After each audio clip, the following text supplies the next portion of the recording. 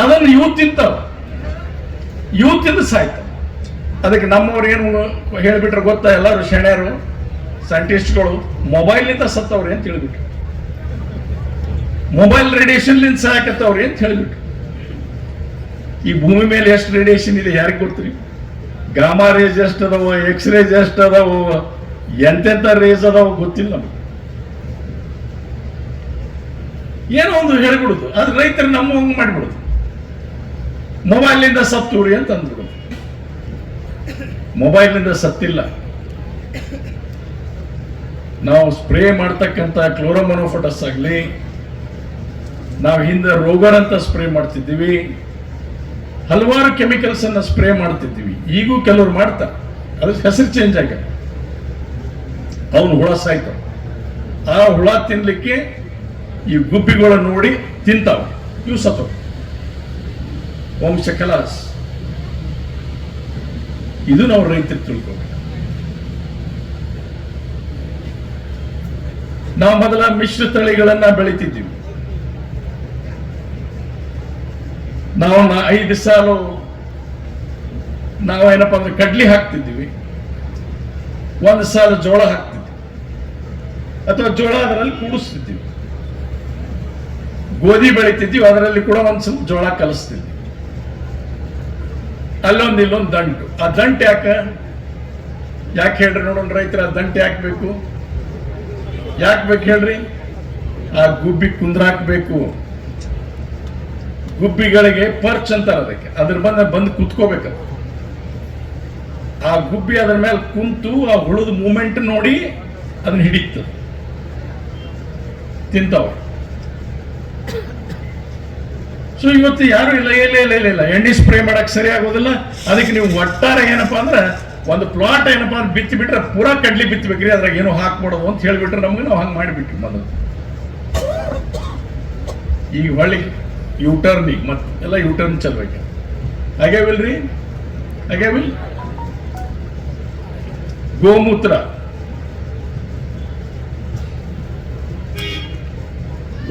ಉಪಯೋಗ ಮಾಡ್ರಿ.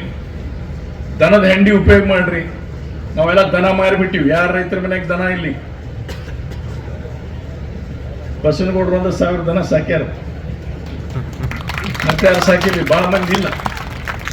ನಮ್ಮ ಮನೆಯಾಗ 64 ಎತ್ತಿದ್ದು, ಈಗ ಒಂದಿಲ್ಲ, ಒಂದ್ ಎತ್ತಿಲ್ಲ ಮನೆಗೆ.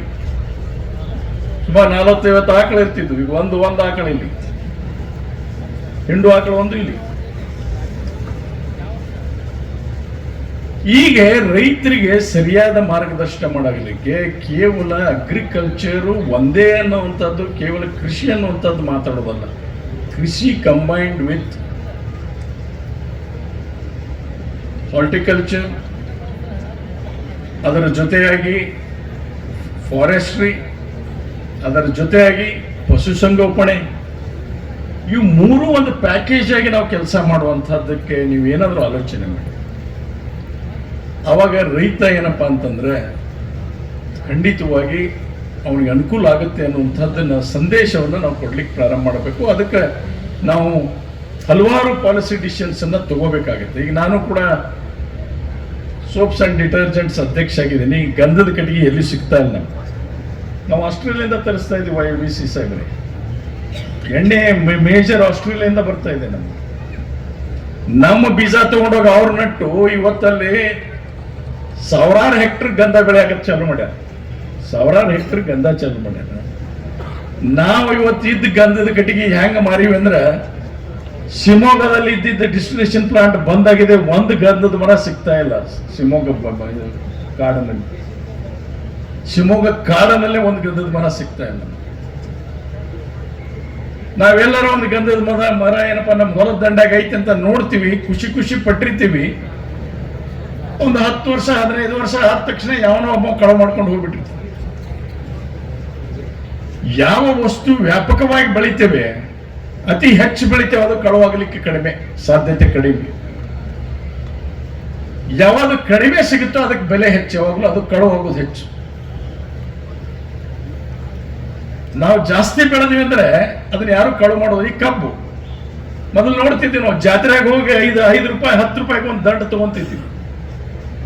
ಈಗ ಯಾರು ನಾವು ದಂಡ ತಗೊಳಕ್ ಹೋಗಂಗಿಲ್ಲ ಜಾತ್ರೆಯಾಗ, ಯಾಕಂದ್ರೆ ನಮ್ಮ ಹೊಲದಾಗ ಬೇಕಾದಷ್ಟು ಕಬ್ಬು ಬೆಳಿತೀವಿ. ಮತ್ತೆ ಎಲ್ಲಾರ ಒಂದು ಕಬ್ಬು ಗಣಕಿ ಗಾಡಿ ಹೊಂಟಿತ್ತಂದ್ರೆ ಜಕ್ಕೊಂತಿದ್ದೀವಿ ಅದನ್ನು. ಈಗ ಯಾರು ಜಕ್ಕೊಳಂಗಿಲ್ಲ, ಯಾಕಂದ್ರೆ ಸಿಕ್ಕಾಪಟ್ಟಿ ಕಬ್ಬು ಬೆಳಿತೀವಿ. ಹಂಗ ಯಾವಾಗಲೂ ಕೂಡ ಹೆಚ್ಚು ಬೆಳೆದಾಗ ಅದಕ್ಕೆ ಕಳು ಆಗ್ತಕ್ಕಂಥ ಪ್ರಶ್ನೆ ಬರೋದಿಲ್ಲ. ಈ 3-4 ಡಿಪಾರ್ಟ್ಮೆಂಟ್ ಅನ್ನು ಕೂಡ ಒಂದು ವೇದಿಕೆ ಮೇಲೆ ಬಂದು ರೈತರಿಗೆ ಅದರ ಪರಿಣಾಮ ಏನಾಗುತ್ತೆ, ಒಳ್ಳೆಯ ಪರಿಣಾಮ ಏನು ಅನ್ನೋದನ್ನು ಹೇಳುವಂಥದ್ದನ್ನು ನಾವು ಪ್ರಯತ್ನ ಮಾಡಬೇಕು. ಇವತ್ತು ಮೈಕ್ರೋ ಆರ್ಗಾನಿಸಮ್ಸ್ ಇಲ್ಲ ಭೂಮಿಯಲ್ಲಿ. ಇವತ್ತು ನೀವು ಸೂಕ್ಷ್ಮ ಜೀವಾಣುಗಳು ಇಲ್ಲೇ ಇಲ್ಲ, ಇವತ್ತು ಇಲ್ಲೇ ಇಲ್ಲ. ಅವು ನ್ಯಾಚುರಲಿ ಏನಪ್ಪಾ ಅಂದ್ರೆ ನಿಮಗೆ ಬೆಳೆಗೆ ಅನುಕೂಲ ಆಗ್ತಕ್ಕಂಥ ರೀತಿಯಲ್ಲಿ ನೈಟ್ರೋಜನ್ ಆಕ್ಸಿಜನ್ ಕೊಡ್ತಕ್ಕಂಥದ್ದಾಗಿರ್ತವೆ. ಅವು ಇಲ್ಲೇ ಇಲ್ಲ, ಪ್ರಮಾಣ ಕಡಿಮೆ ಆಗಿಬಿಟ್ಟಿದೆ. ಮಳಿ ಹುಳ ಸಿಗ್ತಾವ ನಿಮ್ಗೆ, ಹಟ್ಟಿದ್ರೆ ಮಳಿ ಹುಳ ಸಿಗ್ತಾವ, ಯಾರಿಗಾರ ಸಿಗೋದೇ ಇಲ್ಲ. ಇವ್ರು ಮಳಿ ಹುಳದ ಗೊಬ್ಬರ ಅಂತ ಮಾಡ್ರಿ ಅಂತ ಹೇಳ್ತಾರೆ. ಮಳೆ ಹುಳದ ಗೊಬ್ಬರ ಮಾಡ್ತೀವಿ, ಮಳೆ ಹುಳದ ಗೊಬ್ಬರ ಹಾಕಿ ಬಿತ್ತೀವಿ. ಆದ್ರೆ ಒಂದು ಮಳೆ ಹುಳ ಮೇಲೆ ಬರಂಗಿಲ್ಲ ಅದ್ರಾಗ, ಯಾಕಂದ್ರೆ ಭೂಮಿನ ವಿಷ ಆಗ್ಬಿಟ್ಟಿದೆ. ಭೂಮಿನ ವಿಷಯ ಆಗ್ಬಿಟ್ಟಿದೆ. ಹೀಗೆ ಅನೇಕ ವಿಷಯಗಳು ಇವತ್ತು ಕೃಷಿ ಸಂಶೋಧನಾ ಕೇಂದ್ರಗಳು ಮಾಡಬೇಕಾಗ್ತದೆ. ಆಮೇಲೆ ನಮ್ಮ ರೈತರ ಸ್ವಭಾವನೆ ಹೇಗಿದೆ ಅಂತ ಹೇಳ್ಬಿಡ್ತೀನಿ. ಈ ವರ್ಷ ತೊಗರಿಗೆ ಬೆಲೆ ಬಹಳ ಚಲೋ ಸಿಕ್ಬಿಟ್ಟಿದೆ ಅಂದ್ರೆ ಮಾರನೇ ವರ್ಷ ಎದ್ದು ಬಿದ್ದವರೆಲ್ಲ ತೊಗರಿ ಹಾಕ್ಬಿಡುದು. ಎದ್ದು ಬಿದ್ದವೆಲ್ಲ ತೊಗರಿ ಹಾಕ್ಬಿಡುದು. ಕಬ್ಬು ಹಚ್ಚಾಕ್ ಚಾಲು ಮಾಡಿದ್ರೆ ಒಂದ್ ಕಡೆ ಹಿಡಿದು ಹೊಸರು ಕಬ್ಬು ಹಚ್ಬಿಡುದು. ಈಗ ಎಂ ಬಿ ಪಾಟೀಲ್ ಹೇಳಿದ್ರಲ್ಲ, ದ್ರಾಕ್ಷಿ ತೋಟ ತೆಗಿಯಾಕತ್ತಾರ ಅಂತ. ಮೊದಲು ಒಂದು ಅಲ್ಲಿಂದ ಇಲ್ಲೊಂದು ದ್ರಾಕ್ಷಿ ತೋಟ ಕಾಣ್ತಿದ್ವಿ. ಈಗ ಎಲ್ಲಿ ನೋಡ್ತೀರ ದ್ರಾಕ್ಷಿ ತೋಟ. ಮತ್ತೆ ಎಲ್ಲಿ ನೋಡ್ತೀರ ದ್ರಾಕ್ಷಿ ತೋಟ. ಇದು ಎಕ್ಸ್ಪೋರ್ಟ್ ಆಗಂಗಿಲ್ಲ, ಯಾಕಂದ್ರೆ ಮುಂಜಾನೆ ಸಂಜೆಗೆ 2 ಹೊತ್ತು ಇದಕ್ಕೆ ಎಣ್ಣೆ ಹೊಡಿತೀವಿ, ಸಿಂಪಡಣೆ ಮಾಡ್ತೀವಿ. 2 ಸಲ ಸಿಂಪಡಣೆ ಮಾಡ್ತಾರೆ ದ್ರಾಕ್ಷಿಗೆ. ಮುಂಜಾನೆ ಮಾಡ್ತಾರೆ, ಸಂಜೆಗೊಮ್ಮೆ ಮಾಡ್ತಾರೆ. ಮತ್ತೆ 2 ಸಲ ಸಿಂಪಡಣೆ ಮಾಡಿದಾಗ ಅದು ರೆಸಿಡ್ಯೂವಲ್ ಅದರಲ್ಲಿ ಎಷ್ಟು ಬರುತ್ತೆ, ಕೆಮಿಕಲ್ ರೆಸಿಡ್ಯೂವಲ್ ಎಕ್ಸ್ಪೋರ್ಟ್ ಮಾಡಕ್ ಆಗೋದಿಲ್ಲ, ಅವ್ರಿಗೆ ರಿಜೆಕ್ಟ್ ಮಾಡ್ತಾರೆ. ಯಾಕೆ ಧಾರಣಿ ಬಿದ್ದೋಗಿದೆ? ದ್ರಾಕ್ಷಿದ ಮೂಲ ಇಲ್ಲಿ ಏಷ್ಯನ್ ಕಂಟ್ರಿ ಬಿಟ್ರೆ ಬೇರೆ ಯಾರು ತಿನ್ನೋದೇ ಇಲ್ಲ ನಮ್ಮ ದ್ರಾಕ್ಷಿ. ನಮ್ಮ ಏಷ್ಯನ್ ಕಾಂಟಿನೆಂಟ್ ಅಂತೀವಲ್ಲ, ಅದು ಬಿಟ್ರೆ ಯಾರು ತಿನ್ನೋದಿಲ್ಲ. ಬೇರೆ ಕಡೆ ಎಕ್ಸ್ಪೋರ್ಟ್ ಆಗೋದಿಲ್ಲ, ಯಾಕೆ ಆರ್ಗ್ಯಾನಿಕ್ ಇಲ್ಲ. ಹೀಗೆ ಇಂಥ ವಿಷಯಗಳು ರೈತರ ಮನಮುಟ್ಟುವ ರೀತಿಯಲ್ಲಿ ನಾವು ಈ ಸಮ್ಮೇಳನಗಳಲ್ಲಿ ಗೋಷ್ಠಿಗಳನ್ನು ಏನ್ ಮಾಡ್ತೀವಿ, ಇದು ಬಹಳ ಮುಖ್ಯವಾಗಿ ಆಗಬೇಕು ಅಂತ ವೈಸ್ ಚಾನ್ಸಲರ್ ಸಾಹೇಬರಿಗೆ ನಾನು ಕೇಳ್ಕೊತೇನೆ. ಮತ್ತು ಪ್ರೋತ್ಸಾಹ ಕೊಡ್ತಕ್ಕಂಥದ್ದು ಮಾಡಿ. ಅಗ್ರಿಕಲ್ಚರ್ ಡಿಪಾರ್ಟ್ಮೆಂಟ್ ಕೇವಲ ದಯವಿಟ್ಟು ದ್ರಾಕ್ಷಿ ಬಗ್ಗೆ ನೀವೇನು ಮಾತಾಡಿದ್ರಿ ಅದನ್ನು ಹೇಳಬೇಡ್ರಿ ಸರ್. ದ್ರಾಕ್ಷಿಗೆ ನಾವು ಕೆಮಿಕಲ್ ಹೊಡೆಯಂಗಿಲ್ಲ, ಮೈಕ್ರೋ ಇಲ್ಲ. ಈಗ ಬಿಟ್ಟಿದ್ರೆ ಬಹಳ ಸಂತೋಷ ಪ್ರಕಾಶ್. ಅದ್ರದ್ದು ಎಲ್ಲರೂ ಏನು ಫ್ಯಾಷನ್ ಆಗೈತೆ ಸರ್. ಇಲ್ಲ ಆಯ್ತು ಕೆಮಿಕಲ್ ಇರ್ತೈತಿ, ಆ ಕ್ರಾಪ್ ಹಿಂಗ್ ಐತಿ ಅಂತೇಳಿ ಇದು ಬರಬಾರ್ದು ಸರ್. ಇದು ಆಯ್ತಾಯ್ತು ಬಾಯಾಗೂ ಬರ್ತೈತಿ, ಅಲ್ಲಿ ಬರ್ತೈತಿ. ಆಯ್ತಾಯ್ತು. ಆದ್ರೆ MRL ಇರ್ತೈತಿ, ಅದಕ್ಕೆ ಮಿನಿಮಮ್ ರೆಸಿಡ್ಯೂವಲ್ ಲೆವೆಲ್ ಇರ್ತೈತಿ, ಚಲೋ ದ್ರಾಕ್ಷಿ ಇರ್ತೈತಿ. ಇದೇ ಒಂದು ಮೆಸೇಜ್ ಹೋಗ್ಬಿಡ್ತಾರೆ. ಆಯ್ತಾಯ್ತು. ಓಕೆ.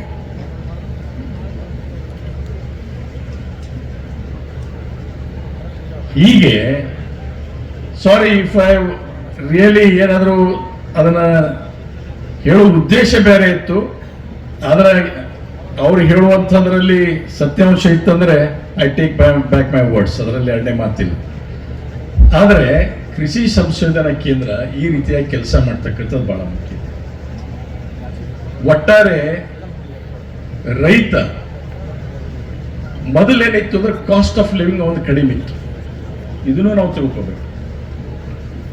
ನಮ್ಮ ಜೀವನದ ಶೈಲಿನ ಬೇರೆ ಇತ್ತು, ಈಗ ನಮ್ಮ ಜೀವನದ ಶೈಲಿ ಬದಲಾಗಿದೆ. ಈ ಜೀವನದ ಶೈಲಿ ಬದಲಾದ ಕಾರಣ ನಾವು ಕೃಷಿ ಮೇಲೆ ಖರ್ಚಾಗ್ತಕ್ಕಂಥ ಆದಾಯ ಏನು ಹೇಳ್ತೀವಿ ಅಂದ್ರೆ ಎಷ್ಟು ಖರ್ಚಾಯ್ತು ಅನ್ನೋದನ್ನ ನಾವು ಕೃಷಿಗೆ ನಮ್ಮ ವೈಯಕ್ತಿಕ ಖರ್ಚನ್ನು ತಗೊಂಡು ಕೃಷಿ ಮೇಲೆ ಹಾಕ್ತೀವಿ. ಅದನ್ನ ಹಾಕ್ತೀವಿ. ಅವಾಗ ಏನ್ ಹೇಳ್ತೀವಿ, ಕೃಷಿ ಲಾಭದಾಯಕ ಆಗಿಲ್ಲಪ್ಪ ಅನ್ನುವಂಥ ಒಂದು ಮಟ್ಟಕ್ಕೆ ಬರ್ತೀವಿ. ಹೀಗೆ ನಮ್ಮ ಫುಜೂಲ್ ಖರ್ಚುಗಳನ್ನ ಕಡಿಮೆ ಮಾಡಿ ಅದನ್ನ ಕೃಷಿ ಮೇಲೆ ನೀವು ಲೆಕ್ಕ ಇಡಕ್ ಹೋಗ್ಬೇಡಿ. ನೀವು ಕೃಷಿ ಆದಂತೆ ಲೆಕ್ಕ ಬೇರೆ ಇಟ್ಟು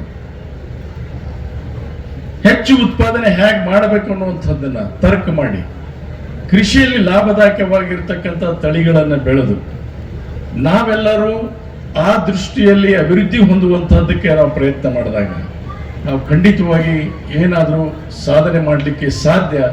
ಕೃಷಿ ಒಂದು ವರದಾನ ಆಗಿ ನಮಗೆಲ್ಲರಿಗೂ ಬರಲಿಕ್ಕೆ ಸಾಧ್ಯ. ಅದಕ್ಕೆ ಯೂನಿವರ್ಸಿಟಿಗಳು ಮತ್ತು ಎಲ್ಲ ಸೈಂಟಿಸ್ಟ್ಗಳು ಈ ದಿಶೆಯಲ್ಲಿ ಕೂಡ ಕೆಲಸ ಮಾಡಬೇಕು. ರೈತ ಈ ದೇಶದ ಬೆನ್ನೆಲುಬು ಅನ್ನುವಂತಹ ದೃಷ್ಟಿಯಲ್ಲಿ ಆ ಕಲ್ಪನೆಯಿಂದ ಮುಂದುವರಿಬೇಕು ಅನ್ನುವಂತಹ ಮಾತನ್ನು ಈ ಸಂದರ್ಭದಲ್ಲಿ ಹೇಳ್ತೀನಿ. ನಮಸ್ಕಾರ. ಜೈ ಹಿಂದ್, ಜೈ ಕರ್ನಾಟಕ.